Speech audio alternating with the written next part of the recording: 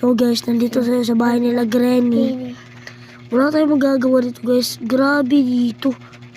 Sobrang madilim. Wala silang ilaw. Pero hindi ako makakita dito. Sige na, tignan na natin sa loob. Pati. Si Granny. Pati na si Granny. Granny. Oh, tago. Yes, nakatago na tayo. So guys, kung gusto niyo mag-comment o mag-subscribe dito sa aking video, mag-subscribe na kayo. Nakakatakot yun sa bahay nila Granny.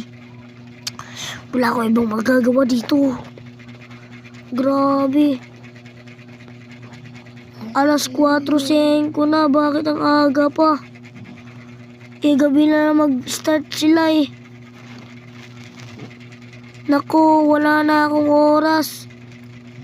5 minutos na ng oras ko para makalabas dito.